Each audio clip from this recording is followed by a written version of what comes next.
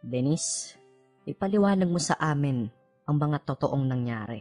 Ang pangit ng bruhang to. Ew. Si Bulalord may sala.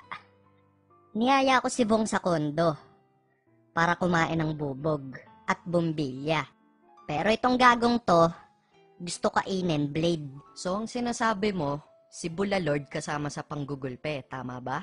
Ang hapdi mo sa mata. Ugh. Opo, may ebidensya ako. Nakunan siya sa CCTV camera. Parang ang gago eh. Bumabati sa mga kamag-anak niya eh. Wala namang audio yun. Ito po ang aking katibayan.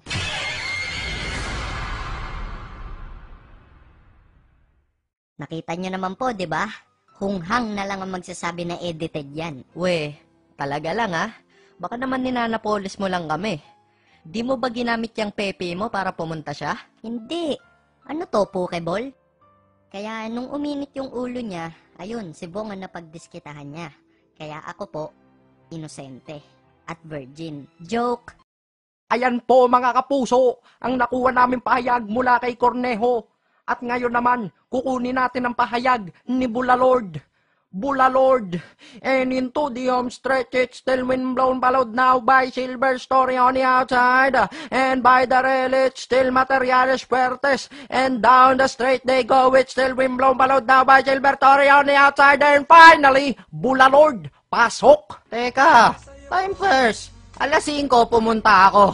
Pagdating ko, nakaload siya. Tapos, sabi ko, anong kabalbalan yan?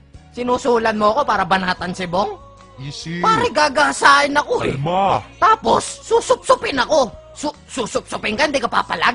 Masarap yun. Eh, may kaiba tayo. Huwag mo ko'y tulad sa'yo, pare. Mabait ako, tanong mo pa kay ano. Susupsupin ka na, Eto, ayaw huwag mo niyong ba? tutularan tong gagon to, ha.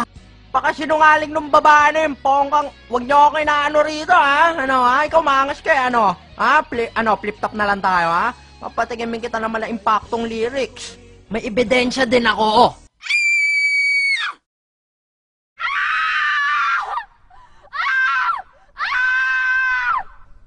Bulalord, kung may problema ka sa akin, text mo lang ako sa Dennis Hotline. 0916-8488-9608. Punta ka lang dito sa kondo at magdala ka ng foods.